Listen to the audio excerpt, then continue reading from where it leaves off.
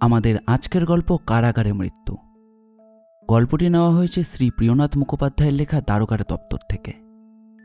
গল্প পাঠে রয়েছে প্রীতম, শুভম, রাজ চট্টোপাধ্যায়, সৌমিক, সঞ্জয় এবং আমি অপূর্ব। শব্দগ্রহণ ও ভাষা পরিবর্তনে রয়েছে ধূমকেতু। গল্পটি মন দিয়ে শুনুন। তবে হ্যাঁ, আমাদের চ্যানেলটিকে সাবস্ক্রাইব না করে থাকলে অবশ্যই করবেন। এরকম গোয়েন্দা গল্প আর অ্যাডভেঞ্চার গল্প আমরা প্রায় নিয়ে আসি। তাহলে আর বেশি দেরি না করে চলুন শুরু করা যাক। মাঝে মাঝে এমন অদ্ভুত কিছু ব্যাপার আমাদের জীবনে ঘটে যায় যেগুলো আমরা না চাইলেও আমাদের মনে থেকে যায়। ঠিক এই ধরনের কয়েকটা ঘটনা আমার জীবনে বেশ কয়েকবার ঘটেছিল। তবে তার মধ্যে এমন কিছু ঘটনা আছে যেগুলো মোটামুটি একই ধরনের। এই আমার জীবনে একবার একই অপরাধের সূত্রে গ্রেপ্তার করে আনা এক অপরাধীর মৃত্যু ঘটেছিল আমার সামনেই, জেল হাজতে বসেই। সেইবারও ঠিক এমনই একটা ঘটনা ঘটল। তবে এইবারে ব্যাপারটা আমার জেল হাজতে নয়, আমার পরিচিত এক পুলিশ দারোগার জেল হাজতের ভেতরেই ব্যাপারটা ঘটেছিল। তার নাম অবনী ভট্টাচার্য, তিনিও বাঙালি।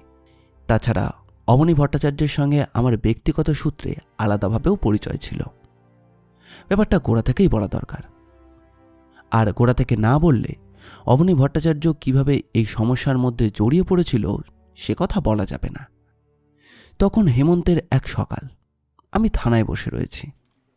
এমন সময় আমার প্রিয় কনস্টেবল হনুমান সিং এসে বলল, খবরটা শুনেছেন দারোগা বাবু? ওই যে পাশের থানায় আপনার সেই বন্ধু, কি যেন তার নাম, ইয়াদ নেই। আর হ্যাঁ হ্যাঁ হ্যাঁ, ও অবনী ভট্টাচার্য, তার জেল হেফাজতে নাকি একটা ব্যাপার ঘটেছে। পুরনো একটা তদন্তের নথি খুব মন দিয়ে পড়ছিলাম। তদন্তটা সমাধান হয়নি। বর্তমানে বলতে গেলে চুরি ডাকাতি আর সামান্য অপরাধ ছাড়া তেমন আর বড় সড়ো বা মাথা ঘামানোর মতো অপরাধ অন্তত আমার থানার ভেতরে হচ্ছে না। এছাড়া বড়বাবুর সঙ্গে মাঝে মধ্যেই কথাবার্তা হয়েছে, আর তিনি নানা জায়গায় বিভিন্ন তদন্তের সমাধান করবার জন্য আমাকে পাঠিয়েও থাকেন। যে সময়ের কথা বলছি তখন পুরোপুরিভাবে থানার কাজকর্ম ছেড়ে বড়বাবুর কথায় বিশেষ গোয়েন্দাগিরির কাজটা তখনও শুরু করিনি। এটা তার আগের সময়ের কথা। সত্যি বলতে দারোগা জীবনই আমার সব থেকে ভালো সময়। হনুমান সিংয়ের কথায় আমার একটু অবাক লাগলো। বললাম, অবনী ভট্টাচার্য মানে ওই রায়পুকুর থানা? কিন্তু কি ব্যাপার হয়েছে বলো তো? মনে কর ব্যাপারটা আমি ভালো করে বলতে পারবো না দারোগা বাবু। যদ্দূর শুনলাম, রায়পুকুর থানার ওদিক থেকে একজন সকালের দিকে এদিকে আসে। গঙ্গার ধারে একটা হোটেলে নাকি সে কাজ করে। সে প্রতিদিন সাইকেল নিয়ে আসে, আজও এসছিল। তার সঙ্গে আমার একটু আধটু কথা হয় মাঝে মাঝে। সে আমায় চুপি চুপি খবরটা দিল। এখনো বাইরের কেউ জানে না। তুমি এ কথাটার বাইরের কাউকে বলনি তো? আর তোমার ওই লোকটি যে সাইকেল নিয়ে এসেছিল, সেও বাইরের কাউকে বলেনি তো? চিন্তা করবেন না দারোগা বাবু, ও এমনিতে ব্যবসাপত্র করলেও পুলিশ খবরের কাজ করে। বাইরের লোককে এসব খবরও দিবে না। ওই থানার খবর আমায় এই থানায় দিয়েছে, কারণ তার সঙ্গে আমার বেশ ভালো খাতিরদারি আছে। তবে এ ব্যাপারে বাইরের লোক কেউ জানতে পারবে না। তখন কি করবেন দারোগা বাবু? একবার কি চাবেন? হনুমান প্রায় 1 বছর হলো আমার সঙ্গে আছে, আমার নানা কাজের সঙ্গে। এই থানায় কনস্টেবল, দারোয়ান, রক্ষক, হিসাব রক্ষক থেকে শুরু করে আরও অনেক পদের লোকজন আছে। এমনকি সেকেন্ড অফিসারও একজন আছে। কিন্তু হনুমান যেন কিভাবে আমার সঙ্গে নানা কাজে প্রথম থেকেই জড়িয়ে গেছে। তাই সেকেন্ড অফিসারকে সমস্ত কিছু বুঝিয়ে দিয়ে কিছুক্ষণের জন্য বেরিয়ে এলাম থানা থেকে। তারপর একটা গাড়ি ডেকে তাতে উঠে রওনা হয়ে গেলাম রায়পুকুর থানার উদ্দেশ্যে। সেখানে গিয়ে যখন পৌঁছলাম, দেখি নিজের চেয়ারে গম্ভীর মুখে বসে আছে আমারই পরিচিত অবনী ভট্টাচার্য। এই সময় আমায় দেখে একটু অবাক হয়ে গেল সে। ঘরে কনস্টেবল ছিল, তাকে বাইরে যেতে বলল। আমি আর হনুমান সিং ঘরে ঢুকলাম। সামনের চেয়ারে আমি বসলাম, হনুমান দাঁড়িয়ে রইল। ঘরের দরজাটা হনুমানকে বন্ধ করে দিতে বলল অবনীবাবু। আর তারপর বলল, কি কাণ্ড শুনেছেন দারোগাবাবু? হ্যাঁ, এখন যে আমি কি করি সেটাই তো বুঝতে পারছি না। দুদিনের মধ্যেই ওকে আদালতে তোলার কথা ছিল, এর মধ্যে যে এমন একটা ব্যাপার ঘটে যাবে, আমার আমার চাকরি নিয়ে টানাটানিতে পড়ে যাবে। আপনি আপনি তো জানেন দারোগাবাবু, অপরাধী যত বড়ই অপরাধ করুক না কেন, তাকে শাস্তি দেবে আইন আদালত। পুলিশের তাকে শাস্তি দেওয়ার কোনো অধিকার নেই। ব্যাপারটা ভালো নয় কি অবনীবাবু? আমার তো সেটাই মনে হয়। না হলে কিন্তু সমস্যা হতো, আর সে যে কি সমস্যা হতো তা তো বুঝতেই পারছেন। এমনিতেই ইংরেজ শাসিত দেশ। কথাটার বিশেষ বাড়ালাম না, কিন্তু অবনীবাবুর মুখের ভাবের পরিবর্তন হলো না। তার বয়স আমার থেকে সামান্য বেশি, মাথায় চুলের সামান্য পাক ধরেছে, মোটাসোটা চেহারা, চোখে ভারী পাওয়ারের একটা চশমা, সেই সঙ্গে মুখে মোটা গোঁফ। একসময় ছিল লম্বা দাড়ি, তবে এখন সে দাড়ি পরিষ্কার করে কাটা। মাথার টুপিটা তার সবসময় থাকে। অবনীবাবু বললেন, দেখুন দেখুন দারোগাবাবু, আসল ব্যাপার কি হয়েছে তা আমি এখনো বুঝতে পারিনি। তবে আমার দিক থেকে কোনো ভুল নেই। এই দুদিনের মধ্যে ওর ওপর কোনো অত্যাচার করা হয়নি। আরে মারধর তো দূরের কথা, ওর অপরাধও নিজেই স্বীকার করেছিল। সেই ক্ষেত্রে আদালতে তোলার সমস্ত ব্যবস্থা করে রেখেছিলাম। কালকে সকালে ওকে আদালতে তোলার কথা ছিল। এখন এখন আপনি বলুন দেখি আমি কি করি? হ্যাঁ, কি করি? আমি ভালো করে ঘরটা দেখলাম, তারপর বললাম, দেখুন, পুরো ব্যাপারটা প্রথম থেকে ভালো করে না শুনলে তো আমি কিছু বুঝতে পারবো না আসল ব্যাপারটা কি হয়েছে। আর সব থেকে বড় কথা, মৃতদেহটা এখন কোথায়? অবনীবাবু একবার হনুমানের দিকে তাকালেন।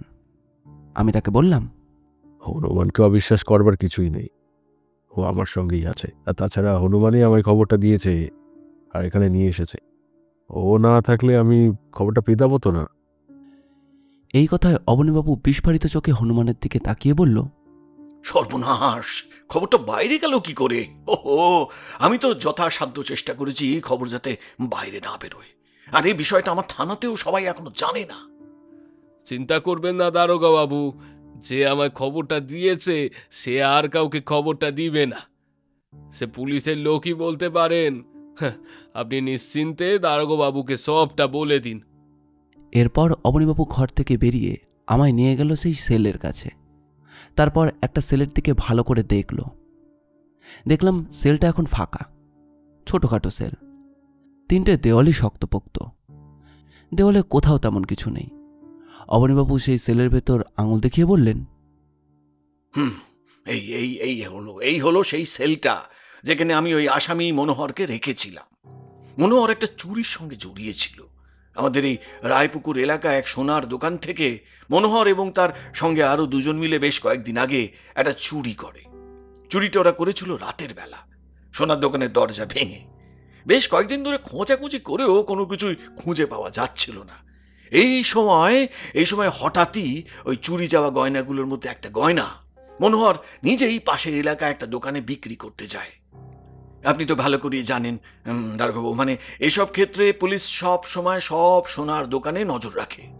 কোথাও যদি কিছু বিক্রি করতে যায়, হ্যাঁ মানে সেটা করতে গিয়েই তো মনোহর ধরা পড়েছিল। সোনার দোকান থেকে নিশ্চিত করা হয় যে এটা তাদেরই দোকান থেকে চুরি হয়ে গেছে।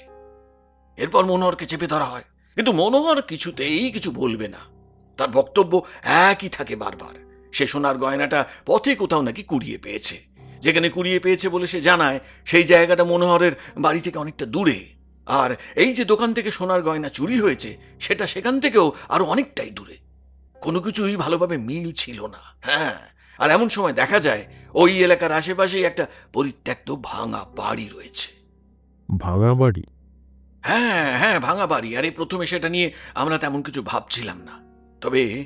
তবে কি মনে হতেই ওই বাড়ির মধ্যে তল্লাশি করে বোঝা যায় সম্প্রতি দিন কয়েকের মধ্যেই ওই বাড়িতে দরজা জানলা ভাঙা ঘরগুলোর মধ্যে কারা যেন এসেছিল। এদিকে মনোহরও বলেছে এই পথেই সে ভোরবেলার দিকে যাওয়ার সময় সোনার কানের দুল খুঁজে পেয়েছিল। ব্যাপারটা বুঝতেই পারছেন, ওই বাড়িতে যদি চোরের দল এসে লুকিয়ে থাকে এবং ওখান থেকে বেরোনোর সময় কোনোভাবে কানের দুল মাটিতে পড়ে গিয়ে থাকে, সেই সম্ভাবনা তো থেকেই যাচ্ছে। কিন্তু মনোহর যদি ওদের সঙ্গে মিশেই থাকতো, তাহলে মনোহর ওই কানের দুলটা ওখানে বিক্রি করতে আসতো কেন? একটা কথা ভাবুন, অপরাধী, বিশেষ করে এমন বড় অপরাধ করার পর সবাই সাবধানে থাকবে। সেখানে জেনে শুনে এমনভাবে পরিচিত একটা সোনার দোকানে মনোহর ওটা বিক্রি করতে যাবে কিসের জন্য, যেখানে তার ধরা পড়বার সম্ভাবনাই সব থেকে বেশি? এই সন্দেহটা আমারও হয়েছিল দারোগাবাবু, আর ঠিক এই কারণেই মনোহরকে আমি আটকে রেখেছিলাম। কেন জানি তাকে ছাড়তে ইচ্ছে হচ্ছিল না। এদিকে মনোহরের বাড়িতে খানা তল্লাশি করার পরিকল্পনা হয়েছিল সেই দিনই, কিন্তু কি কারণে যেন মনোহর সেদিন অসুস্থ হয়ে পড়ে। এদিকে আমি তাকে হাসপাতালে পর্যন্ত নিয়ে যাই, অন্যদিকে আমার থানার আরেক অফিসার এবং তার 2 জন কনস্টেবলকে সঙ্গে নিয়ে তার বাড়িতে পাঠিয়ে দিয়েছিলাম। হাসপাতালে জানতে পারি ওই মনোহরের হৃদযন্ত্রে কোনো সমস্যা রয়েছে, তাই আমি আর দেরি করিনি। তখনই ঠিক করি ব্যাপারটা তাড়াতাড়ি আদালত পর্যন্ত নিয়ে যেতে হবে। আপনি তো জানেন, আমাদের শুধু অপরাধীকে ধরে সবকিছু বার করলেই তো হলো না, আদালতে নিয়ে গিয়ে সে সবকিছু প্রমাণও করতে হয়। এবার যদি এর মধ্যে মনোহরের কিছু হয়ে যায় তখন তো হয়ে গেল, কোনো কিছুই আমাদের আর হাতে থাকবে না। তাই তাড়াতাড়ি করে আমি কেসটা আদালত পর্যন্ত তোলার ব্যবস্থা করি। এদিকে অফিসার এবং কনস্টেবল যখন ওই মনোহরের বাড়ি সার্চ করে ঘুরে আসে, তখন কিন্তু তার বাড়িতে ওই সোনার আরো কয়েকটা গয়না পাওয়া যায়। অথচ মনোহরের স্ত্রীর দাবি এই সোনার গয়নার কথা সে কিছুই জানে না। এখানেই তো আসল খটকাটা হয়েছে দারোগাবাবু। হনুমান কি কারণে যেন বাইরে গিয়েছিল। আমি আর অবনীবাবু বসে কথা বলছিলাম। একজন কনস্টেবল চায়ের ব্যবস্থা করে দিয়েছিল। অবনীবাবু বলল, সোনার গয়না কেউ বাড়ির পেছনে পরিত্যক্ত জায়গায় মাটির জালার মধ্যে রাখবে কি? হ্যাঁ, রাখবে না, সে রাখবে ঘরের ভেতরে। কিন্তু মনোহরের বাড়িতে মাটির জালা ভর্তি সোনার গয়না পাওয়া গিয়েছিল। এখানে কি আপনার কোনো খটকা লাগছে না? দেখুন, হতেই পারে যে গোটা ব্যাপারটা মনোহর তার স্ত্রীর কাছ থেকে লুকিয়ে রাখতে চেয়েছিল, তাই বাড়ির পিছনের ওই জালার মধ্যে সোনার গয়নাগুলো লুকিয়ে রেখেছিল। কিন্তু একটা ব্যাপার কিন্তু আমি কিছুতেই বুঝতে পারছি না, যদি সেটাই হয় তাহলে সে সোনার গয়নাটা ওই দোকানে বিক্রি করতে যাবে কেন? আপনি যে দোকানের কথা বলছেন, রায়পুর থেকে সেই এলাকা খুব বেশি কিন্তু দূর নয়, আর দোকানে সবেমাত্র চুরি হয়েছে কিছুদিন আগেই। না না, কোথাও একটা গন্ডগোল হচ্ছে অবনীবাবু। তখন তো গন্ডগোলের কথা বুঝতে পারিনি, তখন ভেবেছিলাম এই মনোহরই ব্যাটা চোর। তার বাড়ি থেকে যখন চোরাই মালের কয়েকটা উদ্ধার হয়েছে তখন আর চিন্তা কিসের, তাকে আদালতে তুলে দিলেই হলো, তদন্ত শেষ হয়ে যাবে। কিন্তু তার মধ্যেই ব্যাপারটা ঘটে যায়। কাল সন্ধ্যের পরেই আমি একটা কাজে বেরিয়েছিলাম। রাতে যখন ফিরে আসি তখন দেখি এই অবস্থা। থানায় তখন ওই যারা ছিল তারা শুধু জানে, কিন্তু তারা বাদে আর কেউ জানে না। ডেড বডি পোস্টমর্টমের জন্য পাঠানো হয়েছে। তবে আপনি তো জানেন, পোস্টমর্টম রিপোর্ট আসতে একটু সময় লাগে। কাল সকালে আদালত থেকে তোলার কথা। এর মধ্যে যে আমি কি জবাব দেব? জবাব আপনাকে কিছুই দিতে হবে না, সত্যি সত্যি যেটা হয়েছে সেটাই আপনি বলবেন। আর সব থেকে বড় কথা হচ্ছে, সে সময়ে আপনি থানায় ছিলেন না, একটা কাজে বাইরে গিয়েছিলেন। আরে সেটাই তো সমস্যা। আমি গিয়েছিলাম পুলিশের কোনো কাজে না, আমার একটা ব্যক্তিগত কাজে। আমার এক পরিচিত দুঃসম্পর্কের আত্মীয় বাড়িতে এসেছিলেন, তাকে ওই আনতে যাওয়ার কথা ছিল। বাড়ি থেকে আর কেউ যাবে না বললো, তাই ওই সময় আমি গেছিলাম। তাকে বাড়ি পর্যন্ত পৌঁছে দিয়ে তারপর আমি থানায় আসি। এই কথা যদি ওপর মহলে জানতে পারে তাহলে? অবনীবাবু এমনিতে কাজের মানুষ। এর আগে বেশ কয়েকটা কাজের ব্যাপারে তার সঙ্গে আমার সাক্ষাৎ হয়েছে, কথাবার্তাও হয়েছে। কিন্তু এখানে অবনীবাবু যে সত্যি সত্যি অদ্ভুতভাবে ফেঁসে গেছেন সে কথাটাও আমি বুঝতে পারছি। এমনকি গোটা ব্যাপারটা বাইরে জানাজানি হলে তার চাকরি নিয়েও পর্যন্ত টানাটানি পড়তে পারে। অবনীবাবু কেমন যেন অবসন্ন গলায় বললেন, দারোগাবাবু, আপনি এর আগেও অনেক অদ্ভুত ব্যাপার সমাধান করেছেন। আপনার কাছে অনুরোধ, এই ব্যাপারটা আপনি একটু দেখুন। কোথায় কোথায় আমার ভুল হয়েছে, আর এই মনোহরকে সেলের ভেতরে থাকা অবস্থায় এমনভাবে মারল কি করে? সে কি এমনি ওই হৃদযন্ত্রের ক্রিয়া বন্ধ হয়ে মারা গেছে, নাকি অন্য কিছু হয়েছে? মনোহরের হৃদযন্ত্রের কথাগুলো আমার মাথায় ছিল না। সেটা মনে পড়তেই গোটা ব্যাপারটা একটা সহজ ব্যাখ্যা হিসেবে দাঁড়িয়েছিল বটে, কিন্তু সোনার গয়নাগুলো সমস্যায় ফেলে দিচ্ছে, বিশেষ করে মনোহরের ব্যাপারটায়। তাই বললাম, দেখুন, কালকে আদালতে মনোহরকে তোলা আপনার পক্ষে তো সম্ভব নয়, এবং পোস্টমর্টম রিপোর্ট কালকের মধ্যে আপনি পাবেন বলে তো মনে হয় না। তাই কালকে আদালতে কি বলবেন সেই ব্যাপারটা আপনি তৈরি করে রাখুন, বাকিটা আমি দেখছি। অবনীবাবু খুশিতে গদগদ হয়ে হাত কচলাতে কচলাতে আমায় থানার বাইরে পর্যন্ত নিয়ে এলেন। হনুমানকে নিয়ে আমি যখন বাইরে বেরোলাম তখন দুপুর হয়ে এসেছে।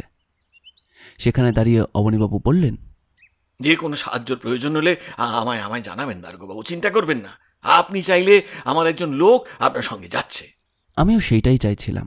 তাছাড়া এমন কোনো লোক যে সবসময় থানাতে মনোহরের কুঠুরির সামনে ছিল। হনুমানকে সে কথা বলে দিতেই সে একজন কনস্টেবলকে সঙ্গে করে নিয়ে আসে। অফিসারের সঙ্গে এই কনস্টেবলই গোটা ব্যাপারটাই সবসময় ছিল। তাছাড়া মনোহরের সেলের সামনেও সে ছিল। এমনকি মৃত্যুর ব্যাপারটা প্রথমে সেই লক্ষ্য করেছিল। কাজটা বেশ ভালোই হয়েছে বুঝতে পারছিলাম। সময়টা দুপুর থেকে বিকেল পর্যন্ত হয়েছে। আমাদের হাতে সময় আছে, তাই হনুমান এবং সেই নতুন কনস্টেবলকে নিয়ে আমি থানা থেকে হাঁটতে লাগলাম যেই দোকানে সোনা চুরি হয়েছিল সেই সোনার দোকানের দিকে। হ্যাঁ দারোগাবাবু, সেদিন রাতের বেলা চুরিটা হয়। দোকান বন্ধ করে তো আমি চলেই যাই। দোকানে একজন কর্মচারী আর ভেতরে দুজন মিস্ত্রি রয়েছে। সকালে যখন আমি দোকান খোলার জন্য আসি তখন দেখতে পাই ওই পেছনের দিকের একটা দরজা ভাঙা। শুধু ভাঙা না দারোগাবাবু, বাইরে থেকে অতি কষ্ট করে কেউ সেটা ভেঙেছে। ওই দরজাটা ভিতর থেকে তালা দেওয়া ছিল, বিশ্বাস করুন। ভেতর থেকে তালা দেওয়া ছিল? আচ্ছা, দরজাটা যখন ভাঙা হয় তখন নিশ্চয়ই দরজার ভেতর থেকে তালা ঝুলছিল, কি তাই তো? সে কথা আমি ঠিক মনে করতে পারছি না। হ্যাঁ, তবে দরজাটা না ভাঙাই ছিল। মানে ওই দরজাটা ছিল হচ্ছে আপনার লোহার দরজা। দেওয়ালের কাছে আংটাটা দিয়ে গাঁথা ছিল। সেই আংটাগুলো অতি কষ্ট করে কেউ ভেঙেছে, আর তারপর দরজাটা একপাশে ঠেলে সরিয়ে দিয়ে সেখান থেকে ভেতরে ঢুকেছে। এত কিছু করেছে, কিন্তু এতে তো অনেকটা সময় লাগার কথা। আচ্ছা, দোকান থেকে যা চুরি হয়েছিল তার দাম কত হবে? মোটামুটি 20-30 হাজার টাকা তো হবেই। তবে পুলিশ বলেছে অপরাধী ধরা পড়েছে, কিন্তু গয়না কোথায় আছে তা যায়নি, মানে সত্যি কথা বলতে জানাও নেই। তাই সেগুলো সব উদ্ধার করা হয়নি। কিছু কিছু গয়না উদ্ধার হয়েছে, বাকিটাও আশা করি পেয়ে যাব। আপনার গয়না আপনি ঠিক পেয়ে যাবেন সে ব্যাপারে নিশ্চিন্ত থাকুন, কিন্তু কয়েকটা কথা আমায় বলুন। আপনার দোকানে যেদিন চুরি হয় তার আগে আশেপাশে কোথাও অচেনা লোকজন কাউকে আপনি দেখেছিলেন? তেমন যদি কিছু হয়ে থাকে সেটাও আমার ঠিক মনে নেই। দোকানদারের কাছ থেকে আর তেমন কিছুই জানা গেল না। বাইরে বেরিয়ে আসার পর হনুমান বলল, এরপর কি করব দারোগাবাবু? আমিও সেটাই ভাবছিলাম। দোকানদারের কাছ থেকে তেমন কিছুই জানা গেল না। জেলের ভেতরে মনোহরের মৃত্যু কিভাবে হয়েছে সেটাও খুঁজে বার করা দরকার, কিন্তু তার আগে দরকার উদ্দেশ্যটা জানা। জেলের কুঠুরির ভেতরে তার খুন হওয়ার পেছনে কারোর কি হাত থাকতে পারে? আর সব থেকে বড় কথা হলো, মনোহর কি সত্যি কথা বলছে নাকি মিথ্যে কথা বলছে?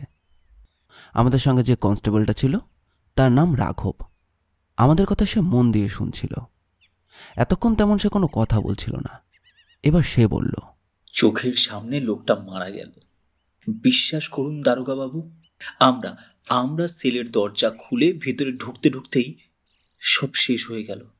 এমনভাবে যে একটা লোক মারা যেতে পারে সে কথাটা বিশ্বাস হচ্ছে না। লোকটা খুব ভয় পেয়েছিল মনে হয়। ভয় পেয়েছিল? কিসের ভয়? আচ্ছা রাঘব, ওই মনোহরের মৃত্যুটা কিভাবে হয়েছিল সে কথাটা তো ভালো করে শোনা হয়নি। ওই জন্যই কিন্তু তোমায় সঙ্গে করে নিয়ে এলাম। তুমি বলো তো ব্যাপারটা একটু ভালো করে। কথাটা শুনে রাঘব চুপচাপ তাকিয়ে রইল আমাদের দিকে। তার বয়সটা কম, চেহারায় একটু ছোটখাটোর দিকে। তার চোখের দৃষ্টি উদাস। অনেকক্ষণ সেভাবে তাকিয়ে রইল সে। তারপর বলল, দারোগাবাবু, মনোহর ধরা পড়েছিল 2 দিন আগে। মনে হয় ধরা পড়ার পর থেকেই তার শরীর ভালো ছিল না। সে বারবার বলতো, আমার স্ত্রী খুবই অসুস্থ স্যার। আমি আমি সোনার এই গয়নাটা সত্যিই কুড়িয়ে পেয়েছিলাম।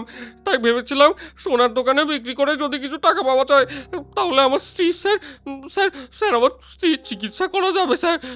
আমায় ছেড়ে দিন স্যার, আমায় ছেড়ে দিন স্যার। আমার বউটা নাহলে মারা যাবে স্যার, আমাকে ছেড়ে দিন স্যার। বারবার মনোহর এমন কথা বলতো। বারবার সে কাঁদতো দারোগাবাবু, চিৎকার করে একই কথা বলতো। কিন্তু একদিন পরে যখন বুঝতে পারলো ওইসবে কিছু হবে না, তখন সে কেমন শান্ত হয়ে চুপচাপ বসে থাকতো। আমি কাছে গেলেই আমায় বলতো, পুলিশবাবু, পুলিশবাবু, আমার শুধু একটা খবর এনে দিন না। আমার বউটা ঠিক আছে তো? আমার বউ এসে বড় অসুখ। দ্বিতীয় দিনে আমার কেমন কৌতূহল হলো দারোগাবাবু। তাই থানা থেকে ফেরার পথে আমি মনোহরের দেওয়া ঠিকানা মতো তার বাড়িতে গিয়ে খোঁজ নিয়েছিলাম। সত্যি সত্যি তার স্ত্রী বড় অসুস্থ। আশেপাশের লোকদের সঙ্গে দু একটা কথা বলে জানতে পারি, মনে হয় ঠিক কথাই বলেছে মনোহর। তার স্ত্রীর চিকিৎসার জন্য অনেক টাকার প্রয়োজন। কিন্তু আমাদের দারোগাবাবুকে এই কথা বলে তখন কোনো লাভ হয়নি। তিনি মনে করেন এসবই মনোহরের সাজানো। আইনের হাত থেকে বাঁচতে সে নিজেই তার স্ত্রীর জন্য চুরি করেছে, আর এখন ধরা পড়ে গিয়ে এইসব বলছে। কিন্তু তার বাড়ি থেকেই তো বাকি সোনার গয়নাগুলো পাওয়া গেছে। সেক্ষেত্রে তো দারোগাবাবু ঠিকই কথা বলেছেন। না হনুমান, তুমি একটা কথা বুঝতে পারছো না। যদি মনোহর এমনটাই ভেবে থাকতো, মানে মনে করলাম যে মনোহর আর কারোর সঙ্গে মিলে চুরিটা করেছে, একার পক্ষে দোকানের দরজা এমনভাবে ভাঙাটা একেবারেই সম্ভব নয়।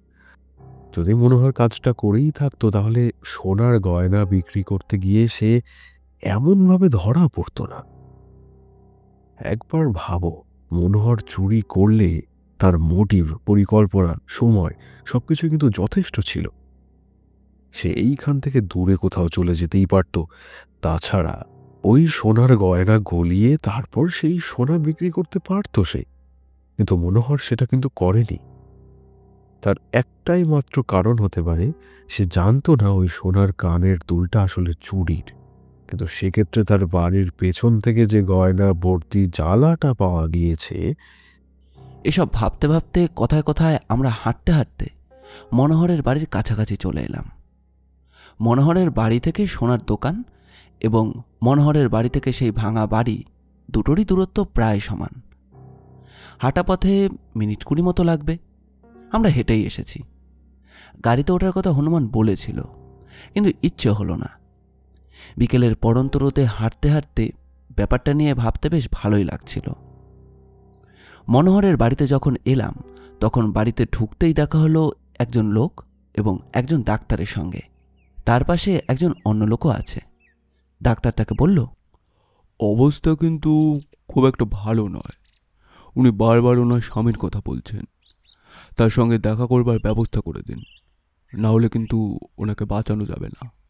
আপনি বুঝতে পারছেন না ডাক্তারবাবু, পুলিশ তাকে ধরে নিয়ে গেছে। কি জানি কি কারণে ধরেছে। ও নাকি সোনার গয়না চুরি করেছে। কিন্তু মনোহর এমন মানুষ নয়। আরে, আপনারা পুলিশের লোক না? তার কথায় ডাক্তার পর্যন্ত আমাদের দিকে ঘুরে তাকালো। ডাক্তার বলল, দেখুন, রোগীর স্বামী মনোহর কি করেছে না করেছে তা আমি জানি না, তবে অন্তত একবার তার সঙ্গে মনোহরের দেখা করিয়ে দিন, না হলে কিন্তু বাঁচানোটা মুশকিল হয়ে যাবে। একথা বলে ডাক্তার সেখানে দাঁড়ালো না, চলে গেল। যে লোকটি আমাদের দিকে এগিয়ে এসেছিল তিনি বয়স্ক মতো, বোধহয় আশেপাশেরই কেউ একজন হবেন। তিনি বললেন, কতবার বললাম ওই দারোগাবাবুকে, আমাদের কোনো কথাই শুনল না। বললাম মনোহর এমন কাজ করতে পারে না। এতদিন ধরে তার সংসারে এত কষ্ট, অথচ কখনো কোনো খারাপ কাজ করেনি সে। আর খেয়ে কিনা চুরি করবে, তা আবার সোনার দোকানের দরজা ভেঙে। কিন্তু সমস্ত তথ্য প্রমাণ তো তাই বলছে। এমনকি পুলিশ তল্লাশি করে তার বাড়ি থেকে তো আরও 2টো সোনার গয়না খুঁজে পেয়েছে। চোখের সামনে যা দেখা যায় তার সব কিছু কি সত্যি হয় প্রিয়নাথবাবু? আপনাকে আমি চিনি, আপনি তো এর আগে এখানে আসেননি। হঠাৎ এই ব্যাপারে? আর আপনার বিষয়ে যা শুনেছি তাতে আপনার হাতে তো অপরাধীরা শাস্তি পায়, নিরপরাধ মানুষ কি শাস্তি পায়? ভদ্রলোককে দেখে মনে হলো তিনি আর 5টা মানুষের মতন এই এলাকার সাধারণ কেউ নন। তিনি অন্যরকম কেউ। কথাবার্তায় বুঝতে পারলাম যে তিনি একজন শিক্ষক। একসময় স্কুলে শিক্ষকতা করতেন, এখন অবসর গ্রহণ করেছেন, তবে বাড়িতে বসে শিক্ষকতা চালিয়ে যাচ্ছেন। অশিক্ষিত নিম্নবিত্ত মানুষের মধ্যে শিক্ষার আলো জ্বালাবার কাজ করেন তিনি। মনোহরকে তিনি বড্ড ভালোবাসতেন এবং তার স্ত্রী রমাকেও। আমাদের কথায় তিনি আমাদের ভেতরে নিয়ে গেলেন। বিছানার ওপর রোগাটে এবং প্রায় কঙ্কালসার হয়ে আসা একটি নারী মূর্তি শুয়ে আছে। তাকে মানুষ না বলাই ভালো। সত্যি কথা বলতে গেলে তাকে দেখা যায় না। লোকটি বলল, 3 বছর ধরে রোগে ভুগছে মনোহরের স্ত্রী রমা, আর তাই মনোহর তার গোটা জীবনটা এখানেই ওর স্ত্রীর সেবা করতে করতে শেষ করে ফেলল। তবু কিন্তু সে এখান থেকে চলে যাওয়ার কথা ভাবেনি। সে এখানে থেকে তার স্ত্রীকে বাঁচাবার চেষ্টা করে আসছে, অথচ সে বাঁচবে না। কি যে রোগ হয়েছে। হনুমান আমার কানে আস্তে আস্তে বলল, ঘরের মধ্যে আর ভালো লাগছে না দারোগাবাবু, আমি বাইরে গিয়ে দাঁড়াচ্ছি, আপনি আপনি আসুন। হনুমান আর রাঘব দুজনেই বাইরে চলে গেল। বোধহয় লোকটি আমাদের মনের কথা বুঝতে পেরেছে, তাই আমাদের নিয়ে তিনি বাইরে বেরিয়ে এলেন। তারপর বললেন, দেখুন দারোগাবাবু, পুলিশ কেন মনোহরকে ধরেছে তা আমি জানি না, তবে কেসটা যখন আদালতে পর্যন্ত যাবে তখন তাকে এমনিতে ছেড়ে দিতেই হবে। শুধুমাত্র তার কাছে ওই সোনার গয়নাগুলো পাওয়া গেছে এই কারণে যে সে অপরাধী, সেটা আদালতে পুলিশ প্রমাণ করতে পারবে না। আপনাকে একটা খবর দিই, আর দয়া করে আপনি এটা মনোহরের স্ত্রীকে বলবেন না। কালকে জেলের মধ্যে থাকাকালীন অবস্থাতেই মনোহর মারা গিয়েছে। তার হৃদযন্ত্রের ক্রিয়া বন্ধ হয়ে গিয়েছিল আর সে মারা যায়। এই কথা তারা কাউকেই জানায়নি, আস্তে আস্তে জানাবে। আমার কথা শুনে ভদ্রলোক ধপ করে আরেকটু হলে মাটিতে পড়ে যাচ্ছিলেন। অতি কষ্টে তাকে সামলে নিলাম। তারপর বললাম, দেখুন, অবনীবাবুকে আমি চিনি। তিনি এমন কিছু করতে পারেন না যাতে মনোহরের এত বড় ক্ষতি হয়ে যাবে। তিনি ভয় দেখাতে পারেন, এমনকি প্রমাণ জোগাড় করতে পারেন যাতে আদালত তাকে শাস্তি দিতে পারে, কিন্তু নিজের হাতে আইন তুলে নিয়ে না না না না, এমন মানুষ তিনি মোটেই নন। ভদ্রলোক যে প্রচণ্ড একটা ধাক্কা খেয়েছিলেন এই কথাটা শুনে, তা বেশ ভালোই বুঝতে পারছিলাম। তিনি আস্তে আস্তে বললেন, অবনী দারোগাবাবুকেও আমি নিজে চিনি প্রিয়নাথ বাবু, তবে মনোহরের মৃত্যুর জন্য যদি তিনি কোনোভাবে জড়িয়ে থাকেন তাহলে আমি কিন্তু তাকে ছাড়ব না। আইনের পথের লোকজন আমারও চেনা আছে। আদালতে কিভাবে কি করতে হয় তা এখনো পর্যন্ত কিন্তু এই বাসুদেব চ্যাটার্জি ভুলে যায়নি। মনোহরের মৃত্যুর পেছনে যেই থাকুক না কেন, আমি কিন্তু এত সহজে ছেড়ে দেব না। এই প্রথমবার যেন আমার এক মুহূর্তের জন্য মনে হলো আমি এতক্ষণ ধরে যা ভেবে এসেছি তা সব কিছুই যেন ভুল। কি করব কিছুই বুঝে উঠতে পারছিলাম না। এমন জায়গায় বেশিক্ষণ থাকা যায় না, তাই হনুমান আর রাঘবকে নিয়ে ফিরে এলাম। বাকি পথ তেমন আর কথা হলো না। রাঘবকে থানায় ছেড়ে দিয়ে অবনীবাবুকে আশ্বাস দিয়ে সেদিনের মতো আমি ফিরে গেলাম নিজের আস্তানায়। পরদিন আদালতে নতুন একটা তদন্ত উঠবার কথা ছিল। তার বদলে অবনীবাবু যে কী করেছেন তা আমি জানি না, তবে তাকে ভালো করে বলে এসেছিলাম সত্যি কথাটা গুছিয়ে সবকিছু আদালতের সামনে বলতে। তাতে সমস্যা হয়তো একটু হবে, কিন্তু তাহলে তাকে আর বড় বিপদে পড়তে হবে না।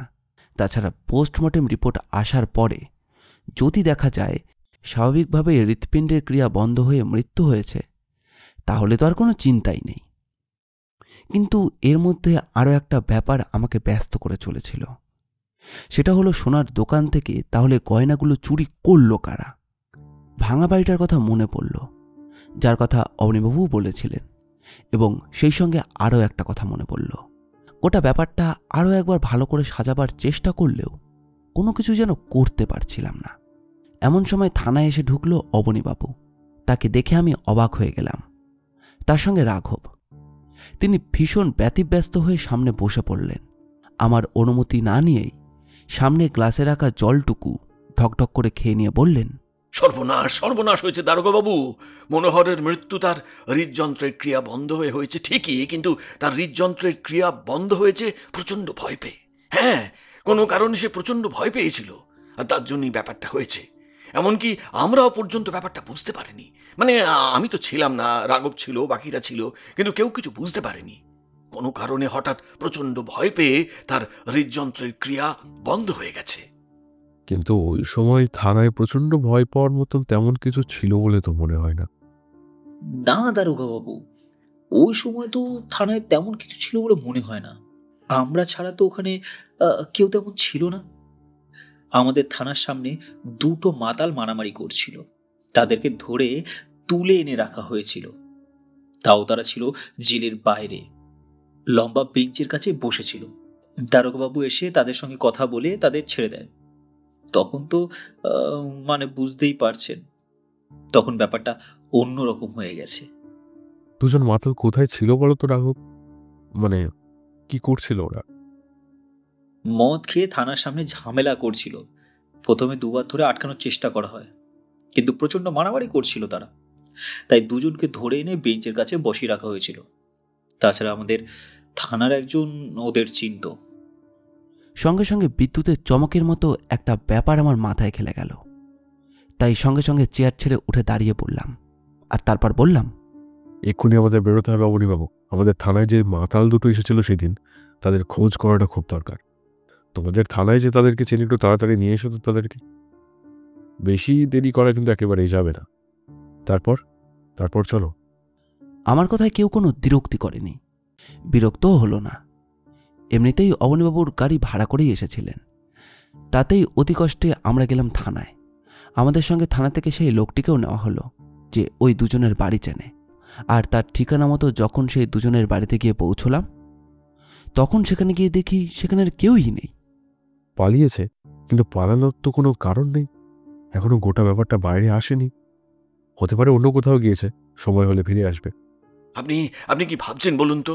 ওই মাতাল দুটোর পেছনে আবার হঠাৎ করে পড়তে গেলেন কেন? কারণ আছে অবনীবাবু, কারণ আছে। সঠিক সময় হলে ঠিক বুঝতে পারবেন।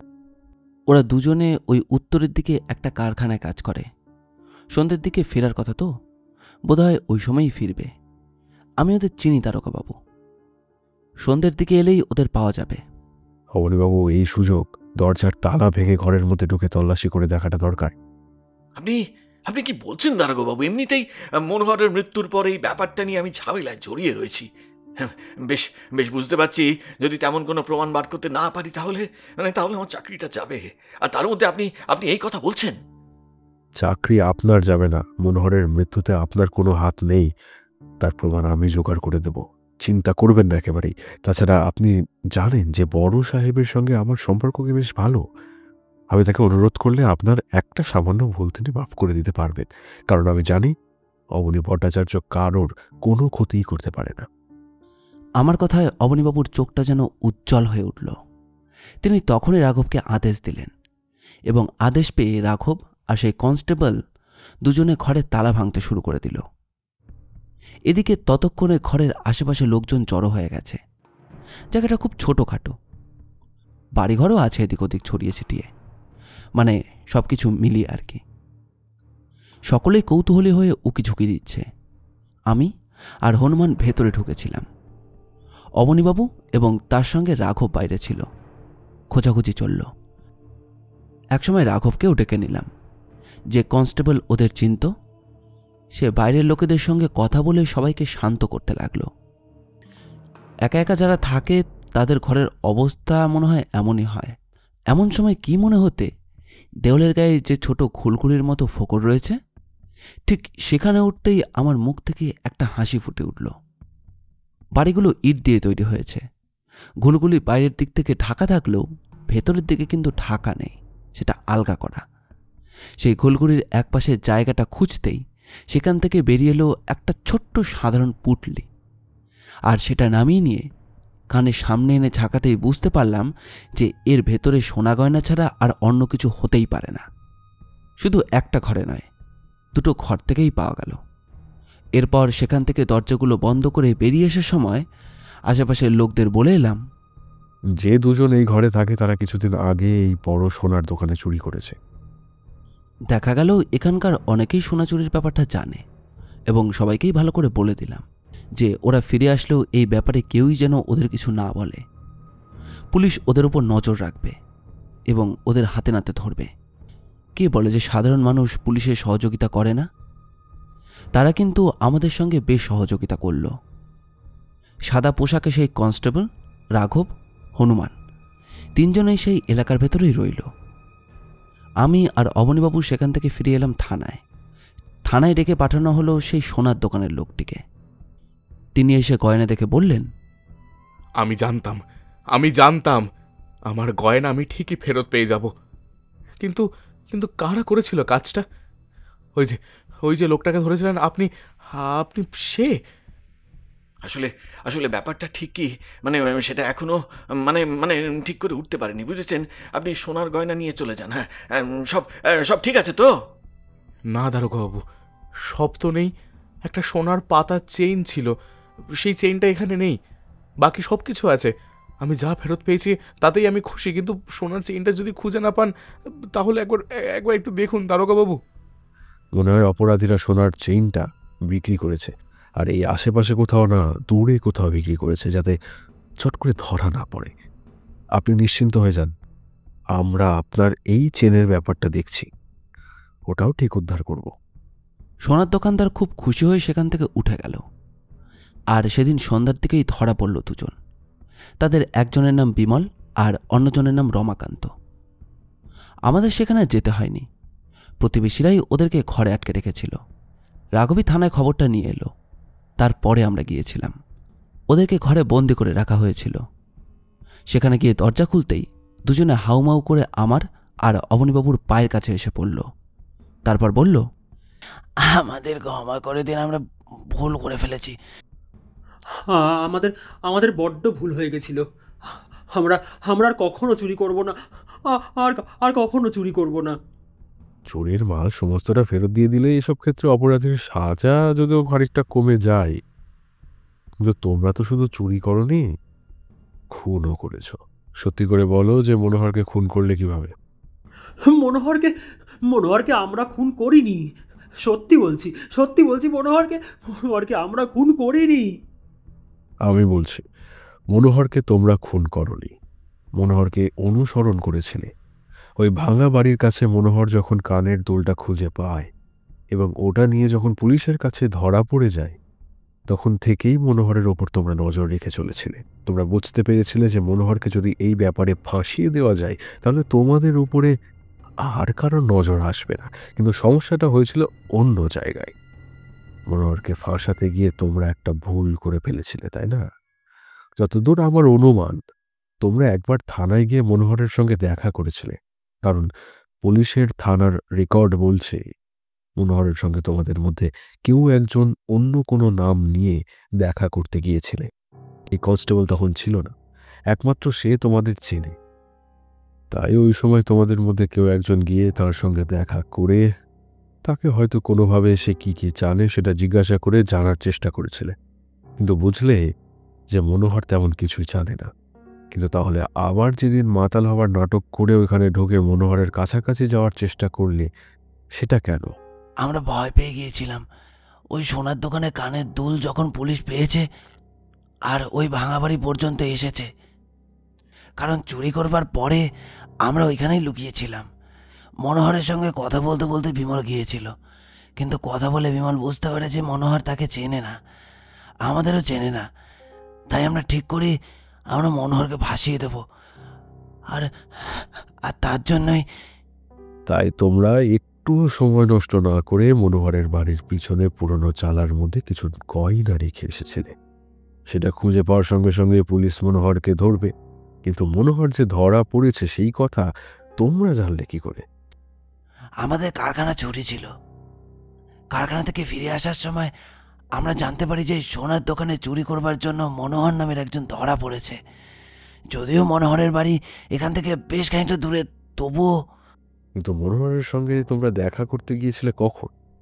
মনোহর এখান থেকে আগে যায় হচ্ছে হাসপাতালে এবং তারপর সেখান থেকে থানায়, আর ওই একই সময় পুলিশ গিয়েছিল মনোহরের বাড়িতে। তাহলে মনোহরকে যখন পুলিশ নিয়ে গিয়েছিল থানায়, তখনই আমি সেখানে গিয়েছিলাম। তারপরে সেখান থেকে হাসপাতালে নিয়ে যায়। থানা থেকে হাসপাতালে নিয়ে যাওয়ার সময়ই পুলিশের সমস্ত কথা আমি শুনতে পেয়ে গিয়েছিলাম। আর আর তাই তাড়াতাড়ি এসে রামকান্তকে কথাটা বলি। রামকান্ত আর আমি যখন মনোহরের বাড়ির পেছনের জানলার মধ্যে দিয়ে গয়না রাখছি, তখন পুলিশ এই বাড়িতেই রয়েছে। পুলিশ মনোহরকে সন্দেহ করবে, কিন্তু সেই দিন যে মনোহর মারা যাবে সেটা তো আবার আমরা ভাবতে পারিনি। তাহলে সেদিন তোমরা কি করতে গিয়েছিলে?